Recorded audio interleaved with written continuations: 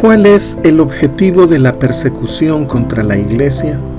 Según el Apocalipsis, ¿cuándo vengará el Señor la muerte de sus santos? ¿En qué consiste el reposo del Señor? ¿Qué es el milenio y cuándo termina? Cuando abrió el quinto sello, vi bajo el altar las almas de los que habían sido muertos por causa de la palabra de Dios y por el testimonio que tenían, y clamaban a gran voz, diciendo: ¿Hasta cuándo, Señor, santo y verdadero, no juzgas y vengas nuestra sangre en los que moran en la tierra? Y se les dieron vestiduras blancas, y se les dijo que descansasen todavía un poco de tiempo, hasta que se completara el número de sus consiervos y sus hermanos, que también habían de ser muertos como ellos. Quinto sello del Apocalipsis. Estudio del Apocalipsis desde la perspectiva amilenial. Quinto sello.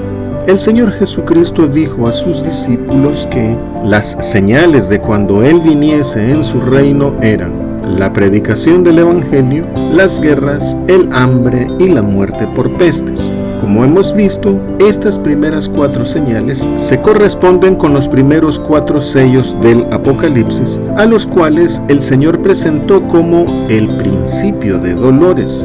Esto significa que estos sucesos no marcaban todavía el fin del antiguo pacto en Israel, o en nuestro caso, no completan el fin del mundo, sino que es solo el principio. Al continuar el relato de los sucesos que habían de ocurrir pronto, el Señor dice: entonces os entregarán a tribulación y os matarán, y seréis aborrecidos de todas las gentes por causa de mi nombre. Muchos tropezarán entonces, y se entregarán unos a otros, y unos a otros se aborrecerán. Así que, tras las primeras 4 señales, viene tremenda persecución contra la iglesia. Y el quinto sello del Apocalipsis refrenda esta tribulación, la cual acelerará la predicación del Evangelio en todo el mundo. Los que habían sido muertos. Después de anunciar la persecución, el Señor Jesús alerta sobre los falsos cristos o mesías y los falsos profetas, que engañarán a muchos mediante grandes señales y prodigios. El apóstol Pablo aclara que las señales y prodigios de estos inicuos son mentirosos y con todo engaño de iniquidad para los que se pierden. Por su parte, el Apocalipsis indica que el desatar del quinto sello hará sonar la quinta trompeta que anuncia la liberación de Satanás del abismo, y junto con él a una horda de demonios que atormentarán a los pecadores. A continuación, se derramará la quinta copa sobre el trono de Satanás y sobre la bestia. Pero los marcados por la bestia, en vez de arrepentirse, blasfeman y se endurecen aún más contra Dios y contra la iglesia. Así que todos los pecadores y todos los marcados por la bestia, incluidos los falsos cristos, son los sujetos azuzados por los espíritus malignos sueltos tras el sonar de la quinta trompeta. ¿Cómo se cumplió esto en la iglesia primitiva?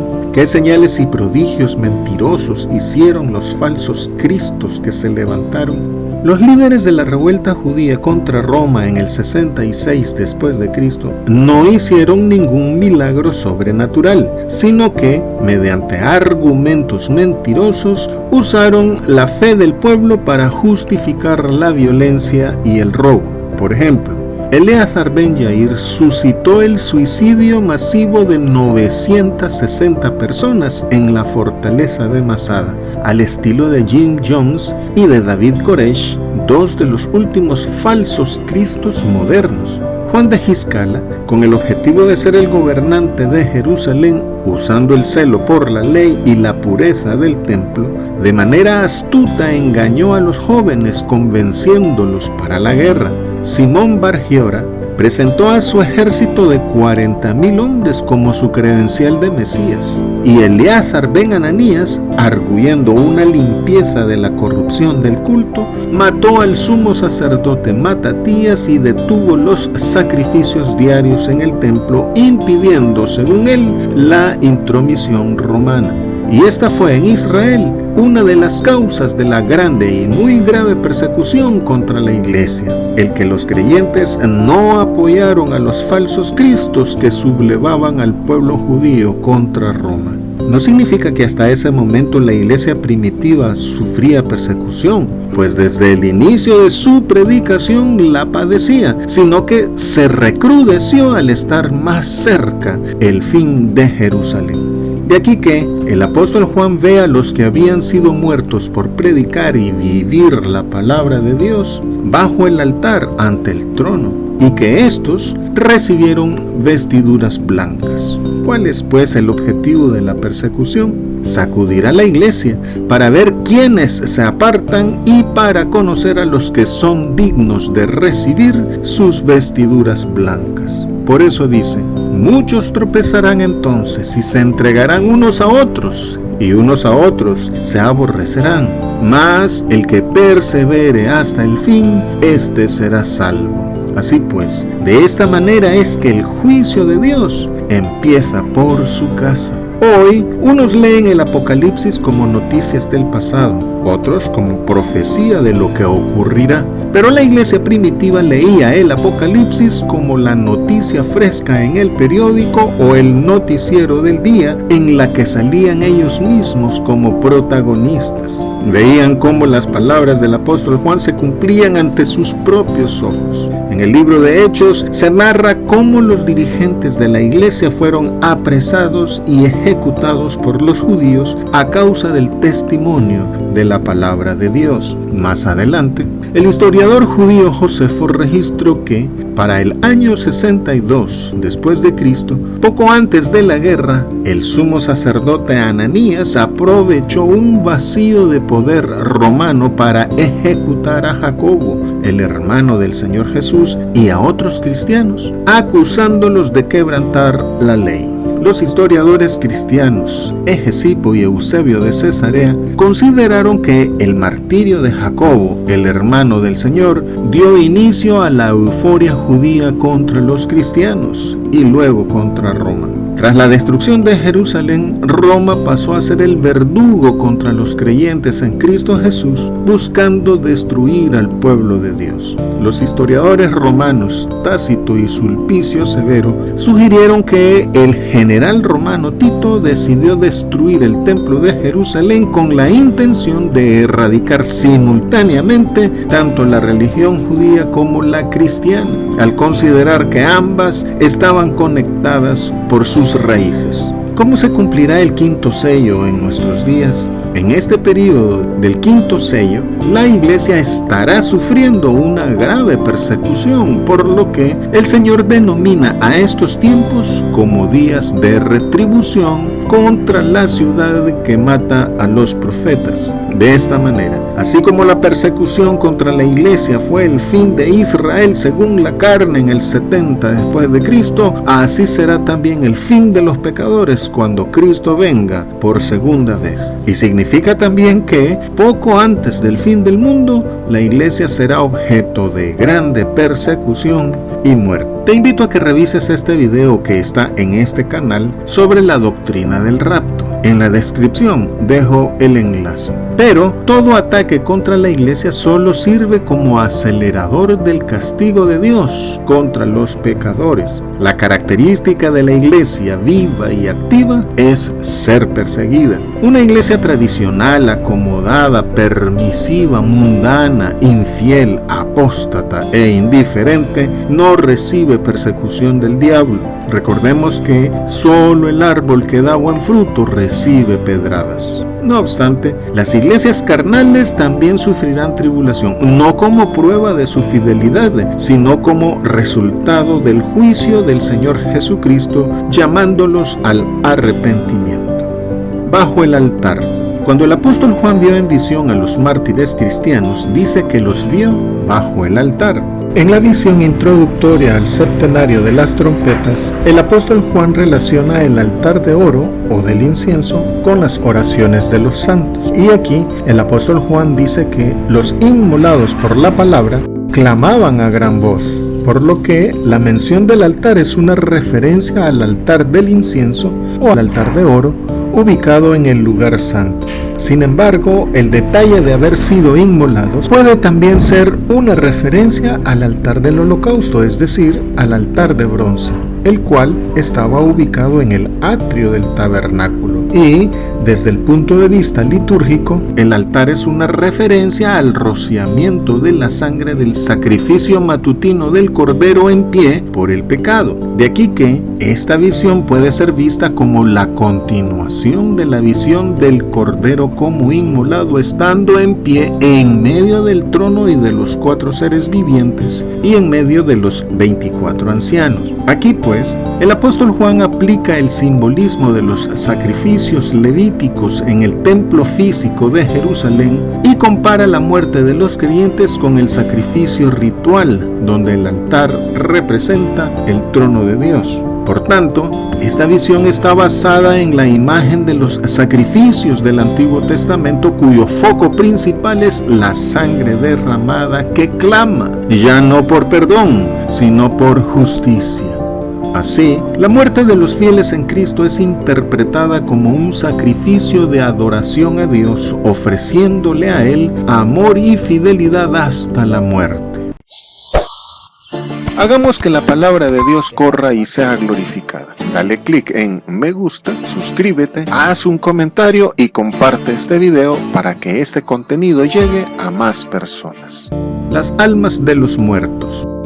El manuscrito original en griego no dice muertos, sino que literalmente dice degollados o bien inmolados. Con esto, el apóstol Juan no indica que en el altar de Dios había solo un tipo de creyentes fallecidos, sino que busca especificar que, ante el Señor, la muerte de los creyentes es comparada a la del holocausto inmolado en el templo judío. Siempre que el apóstol Juan habla de la muerte de los justos, utiliza la palabra inmolar, porque es como una ofrenda a Dios, especialmente si su sangre ha sido derramada por causa de la palabra, por el testimonio. En la iglesia primitiva, los judíos fueron los primeros en desatar la persecución contra los cristianos, primero con Esteban, después con el apóstol Jacobo, hermano del apóstol Juan, y luego con Jacobo, el hermano del Señor Jesús. En el libro de Hechos, en las cartas del apóstol Pablo y en las cartas a las 7 iglesias del Apocalipsis, siempre se ve a los judíos incitando levantamientos contra la predicación cristiana. Más tarde, el Imperio Romano culpó a los cristianos por los males acaecidos sobre el imperio. Les acusaba por los delitos de ateísmo ante su predicación contra la idolatría y de lesa majestad por su oposición hacia el culto del César. De la misma manera, ha sido en todos los periodos posteriores. Por ejemplo, en la época de la Inquisición católica y hoy por nuestra oposición a la ideología de género y el aborto.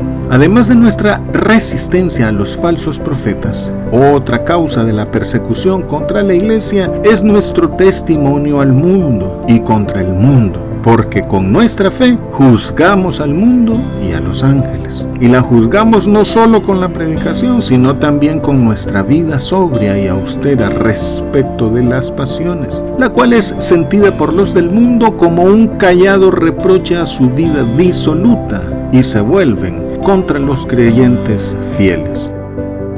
¿Hasta cuándo, Señor?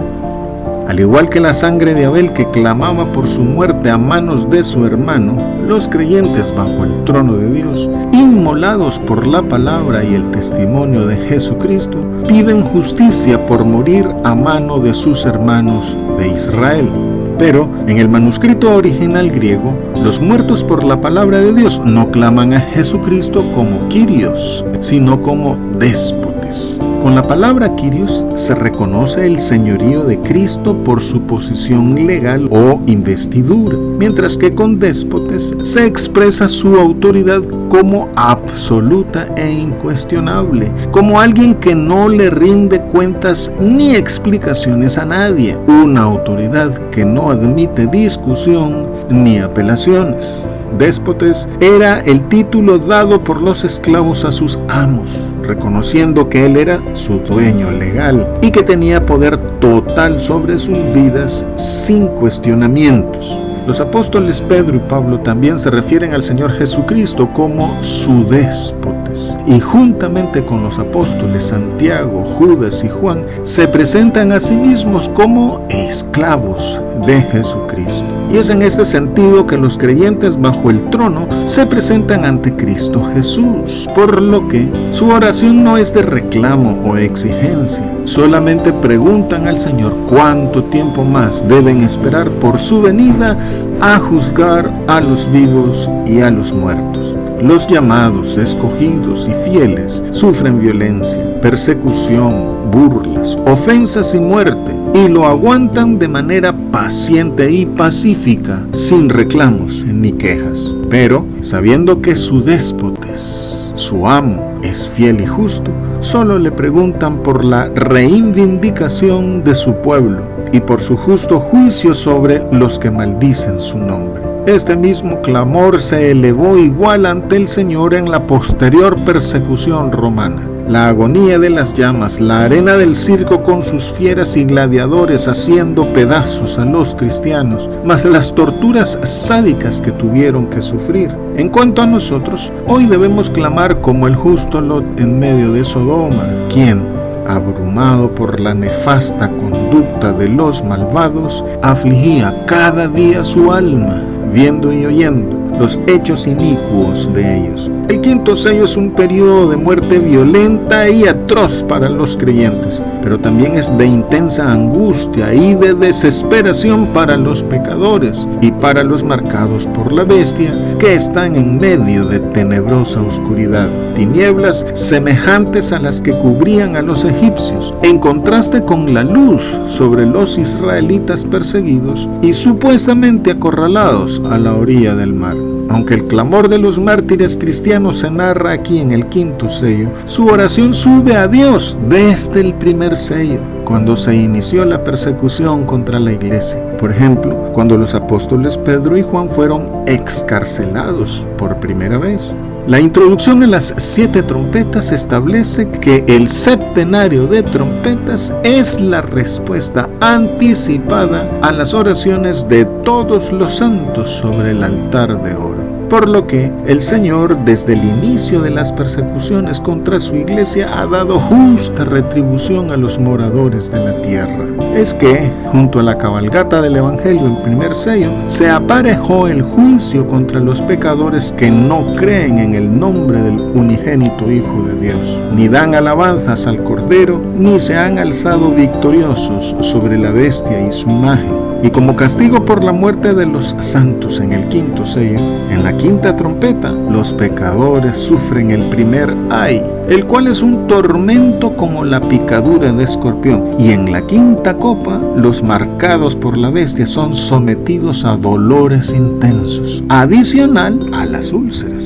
Ambas escenas de la quinta trompeta y copa son presentadas por el apóstol Juan cubiertas de oscuridad y tinieblas, como la que envuelve el momento de la muerte, semejante a la que los pecadores dan a los creyentes, pero sin llegar a ella. Y no llegan a la muerte, no por sadismo divino, sino porque mientras hay vida, hay esperanza, y todavía pueden ellos arrepentirse, cosa que la muerte les impediría.